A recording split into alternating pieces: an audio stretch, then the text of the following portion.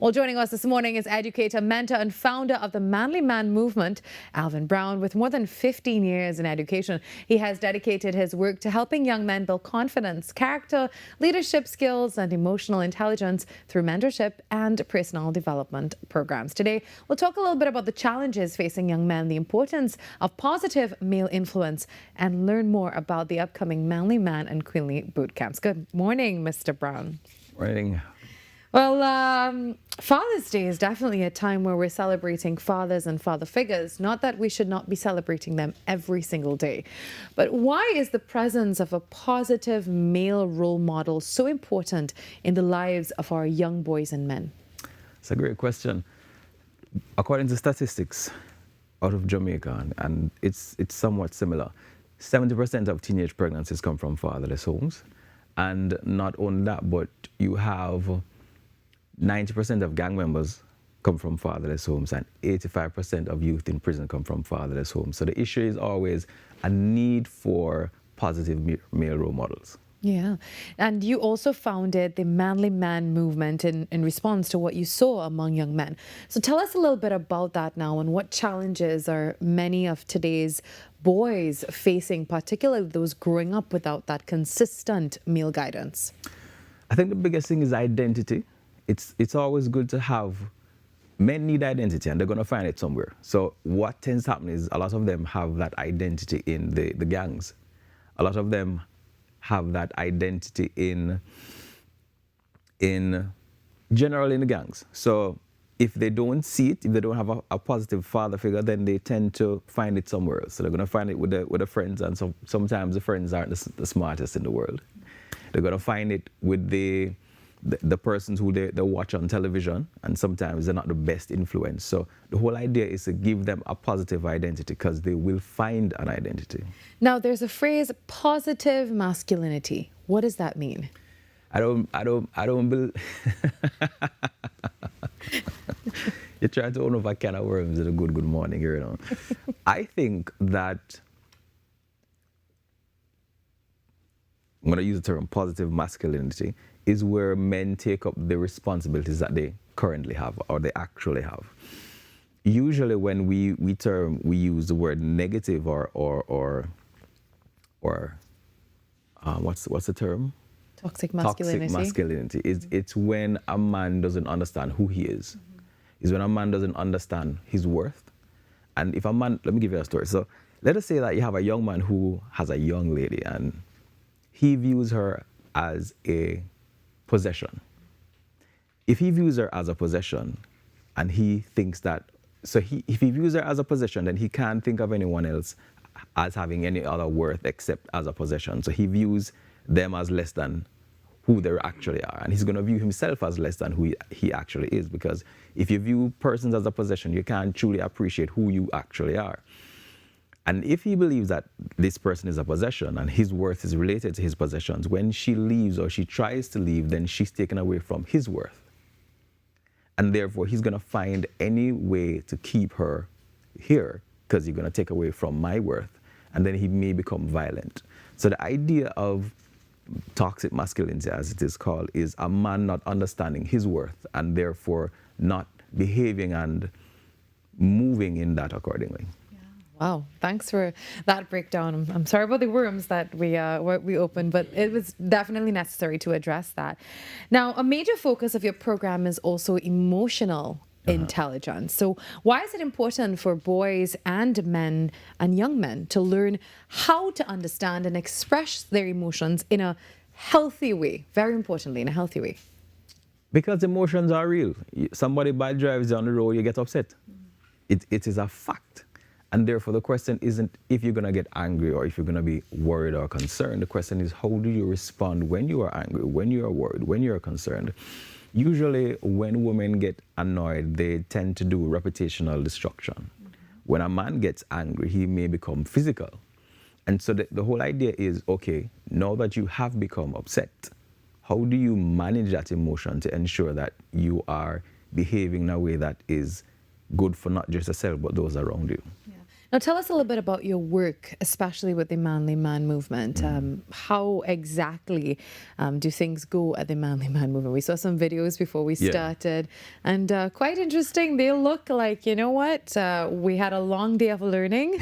Yeah, we get it, sir. We really do. And it's a really good way to teach as well. So tell us, how do you run the Manly Man movement? So the movement consists of many things. So we're talking about parenting seminars as well, and one of the things that you were just looking at was the boot camp. So what happens in the boot camp is we give them a number of skills. Generally, you have a lot of young men who don't know life skills like changing a car tire, like changing a basic plug, like managing their emotions, like cooking. Sometimes the parents may say, "Oh, you're the boy, so come, you don't need to be in the kitchen." No, you're eating food. You need to know how to cook the food. Yeah. Therefore, we give them skills, a range of skills that helps them to become better versions of themselves. Okay. Now, we often hear concerns about gang recruitment and violence and negative influences targeting our young men. So how now can strong mentorship programs like these help to steer the boys toward more positive paths? We have to first appreciate that the need or the focus of gang members is not just in Jamaica or in Trinidad, it's all over the world. What tends to happen is they come in and say, "Hey, how are you doing?"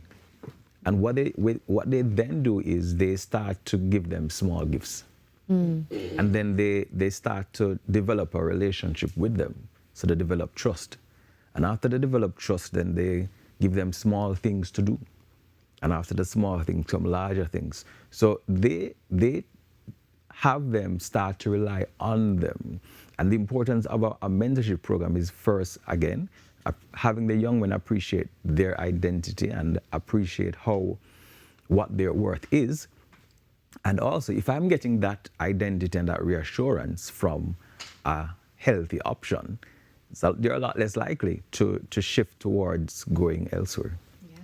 Now, could you share with us this morning a success story from the Manly Man movement, something that has really stayed with you? Well, there are a few.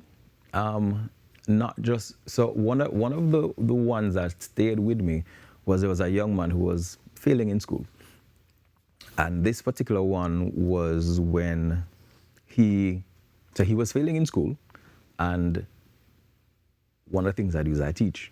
So I started giving him work that was related to the schoolwork, but it was also more challenging, and encouraging him. And when he was in second form, he started doing work for CXC type level work. So I was actually using past papers to push him further. And this was a young man who was always failing. The constant encouragement is parents sending me messages saying, "Hey, this is what my son cooked for me today." The constant encouragement is also parents saying, I've seen this change in his behavior. Recently, a mother sent me a video of her son changing her car tire. Wow. So I was like, well, it's working. It definitely is, and you're seeing the results of that. Now, as we observe Father's Day and we're about to close, what message would you like to share with our fathers, our father figures? And I keep saying father figures because, a lot of men step up as well. And young men, about the kind of legacy that they should strive to leave behind. I would say that your presence is more important than you think it is. Oftentimes we say, all right, yeah, I pay for them, I give them this, I buy them this. No. The most important thing isn't presence, but your presence. There was a particular time when a predator was interviewed, and they asked him, "How do you choose your victims?" And one of the things he said is, "You look to see if the father was a threat. You can't be a threat if you're not present." And so I don't think men truly appreciate the power of going to the football practice, spending time with the young men, talking to them about their schoolwork, helping them, encouraging them. You want them to play football? Have you taught them to play football? Not simply paying for the club, but have you spent time with them and not just doing things that you like, but things that they like. Start playing the games with them, because Jeffrey Epstein was actually an avid gamer. So just because they're at home playing games doesn't mean that they are safe. So you need to be in their presence. Yeah. and not leave that void as well. So when you leave that space, Yeah, then it nature can abhors a become, vacuum. yeah, it can become occupied by, as you say, unwanted presence, other presence, and again, unwanted, like, the gang violence and everything we've been talking about. The discussions we've been having recently in Trinidad and Tobago in societies, how can we prevent things like crime and all of that before they get to that place? And it starts with this. Definitely. Yeah. All right. Thank you very much, Mr. Brown, for being here with us. And the Manly Man movement, how can people get in touch with you? 363-0006. That's 363-0006. And we're also on Instagram, Facebook, and YouTube, the Manly Man series. And we're not leaving out the ladies because we realize that there are a number of ladies who have been asking, what about me? I want to change a character, etc. So we also now have a Queenly boot camp. Wow. Yeah. All right. So it's the Manly Man movement. Check them out on socials. Also, their website is on the screen for you and their number as well. All right.